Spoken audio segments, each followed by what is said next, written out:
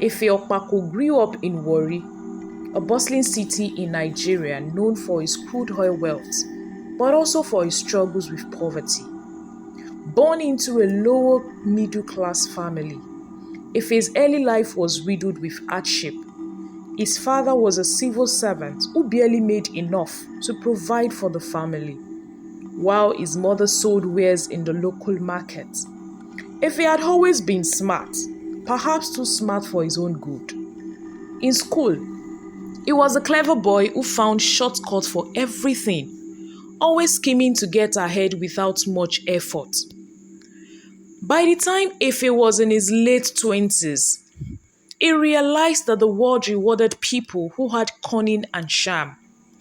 Unfortunately, instead of using his wit for legitimate success, he found himself drawn into a life of deceit.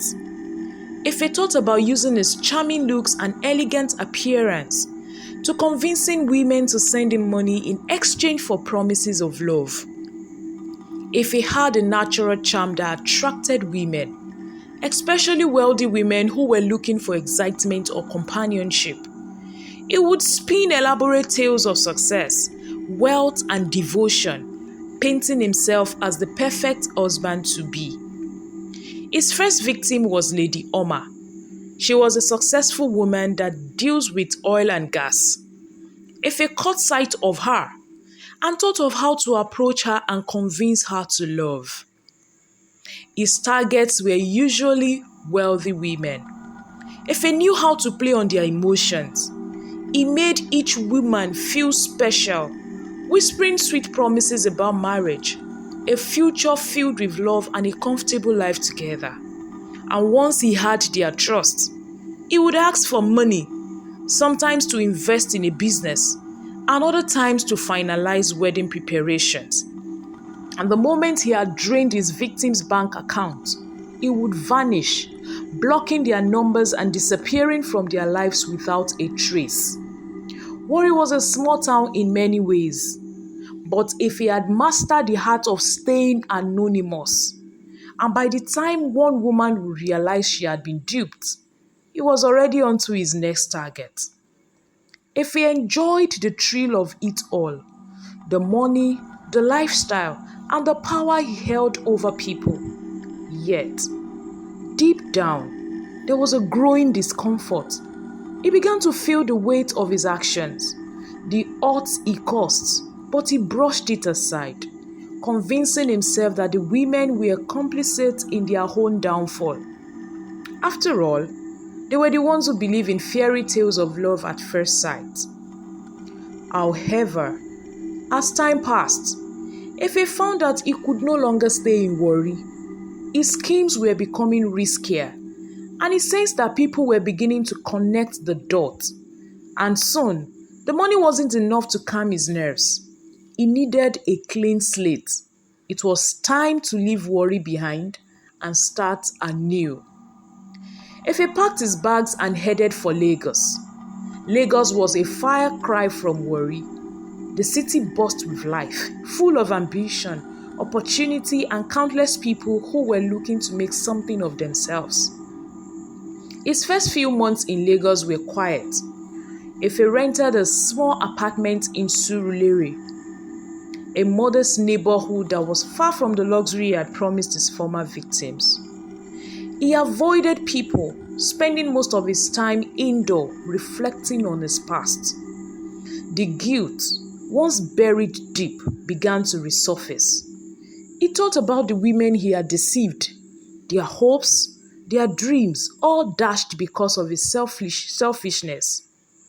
There were nights he couldn't sleep, haunted by the faces of those who had trusted him. And for the first time in years, Efe began to entertain the thought of living an honest life. He was tired of the lies, the constant fear of being caught, and the emptiness that came with a life built on deceit. But he wondered if redemption was even possible for someone like him. Would he really change? It was during one of his rare outings that he met Talla. She was a beautiful woman with a kind smile and a gentle spirit. Talla worked as a nurse at one of Lagos' major hospitals. Efe met her by chance at a local cafe where they struck up a conversation about life in Lagos.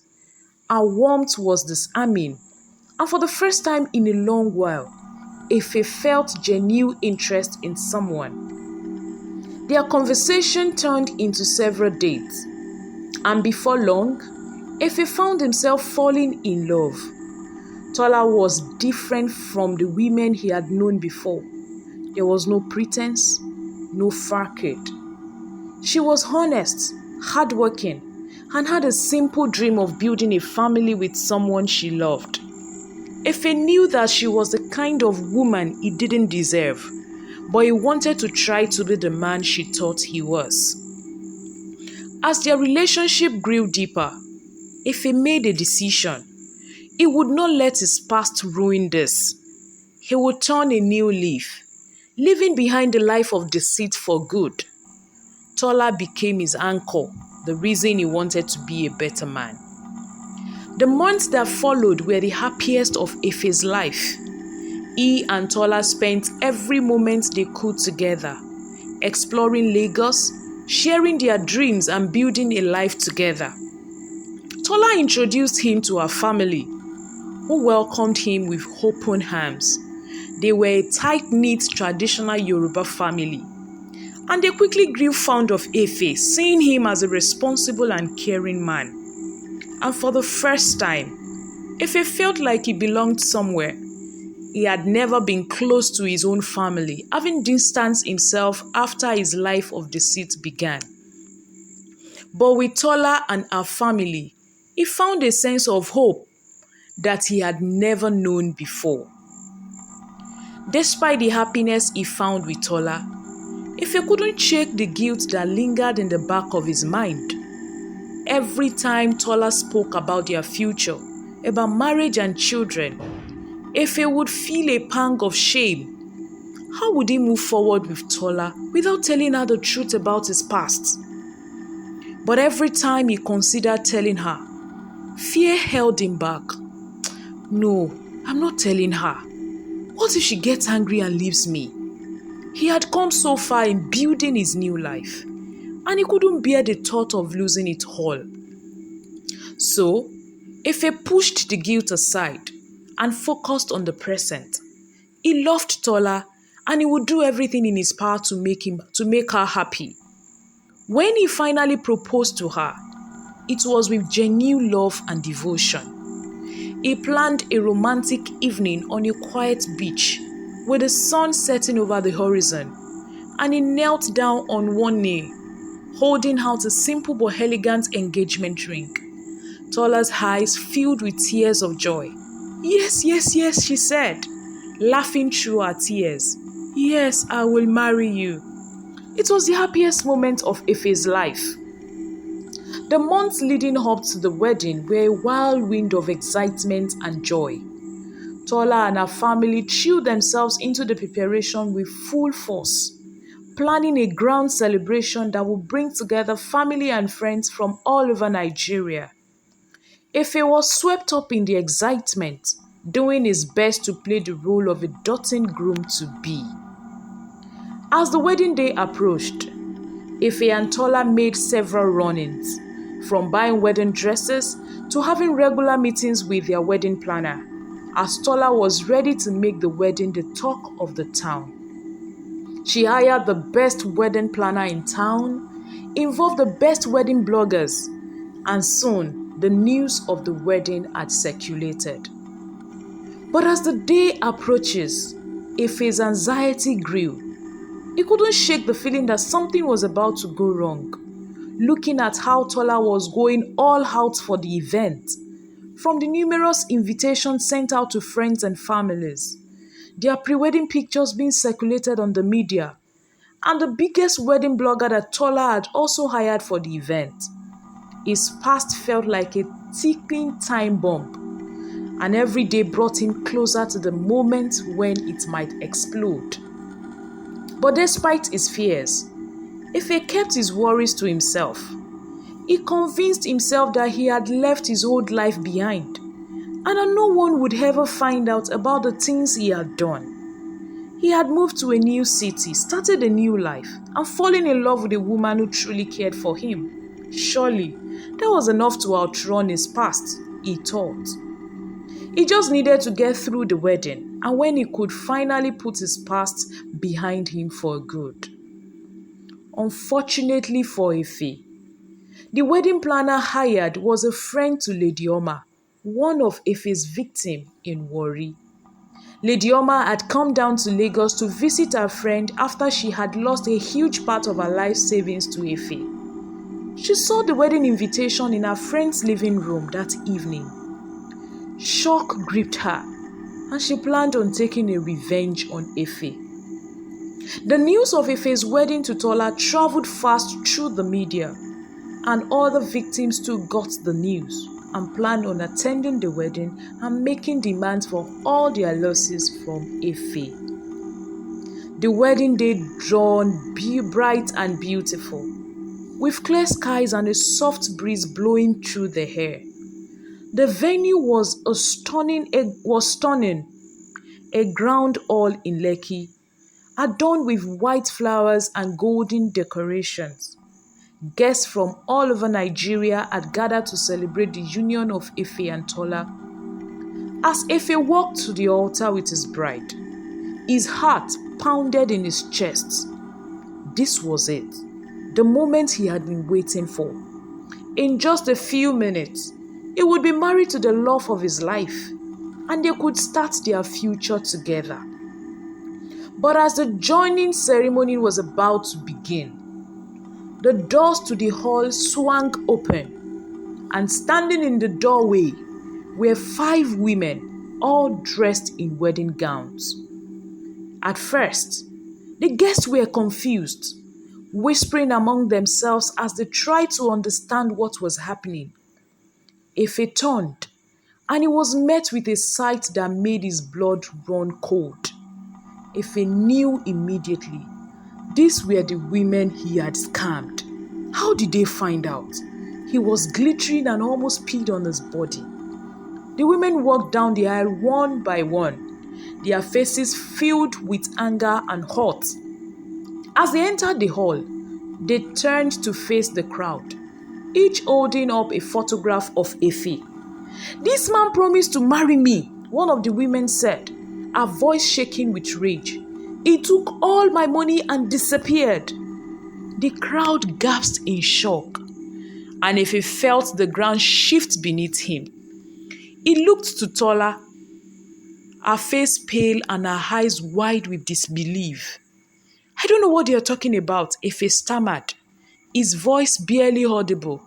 But the women weren't finished. Another woman stepped forward, holding out her phone. "I have messages, oh," she said, her voice trembling. "He told me we would be married. He took everything from me." The hall erupted into chaos. Guests were shouting and demanding explanations, while Tolla's family looked on in horror. Talla herself was frozen in place, tears streaming down her face as she stared at Ife. Ife tried to speak to explain himself, but the words wouldn't come. His past had finally caught up with him, and there was no way to escape it. In the midst of the chaos, Ife's mind was racing. The women were revealing more details: bank transactions, text messages, and promises of marriage. And the more they speak, the more the guests realized that Ife was a fraud, a man who had deceived multiple women for financial gain. Talla's family was furious. Her father, a man of great respect in his community, stood up and confronted Ife. "How could you do this?" he shouted, his voice thick with anger. "How could you lie to us and to my daughter?" Ife had no answers. He stood there frozen as the weight of his action came crashing down on him. Everything he had worked to build in Lagos, his new life, his relationship with Talla, the respect he had earned from her family, was unraveling before his eyes. Talla, still standing, finally spoke. Her voice was barely above a whisper, but the pain in her words was unmistakable. Efe, is this true? Efe tried to speak, but the words caught in his truth. He wanted to tell her that it was all in the past, that he had changed, but he knew that none of it would matter. The truth was out, and there was no way to undo the damage he had caused. Talla's tears continued to fall as she shook her head. "I trusted you," she said, her voice breaking. "I loved you." With those words, Talla turned and ran out of the hall, her wedding gown billowing behind her. Her family followed her quickly, leaving Efe alone in the chaos. The days following the wedding were a blur for Efe. The news of the disastrous wedding had spread quickly, and he became the subject of public ridicule and scorn. His reputation was shattered, and he could no longer show his face in Lagos without being recognized as the man who had conned multiple women and ruined his own wedding. Talla's family cut off all contact with him, and he knew that there was no hope of repairing the relationship. Talla had moved back to her family home, and though Efe tried to reach out to her, she refused to speak to him.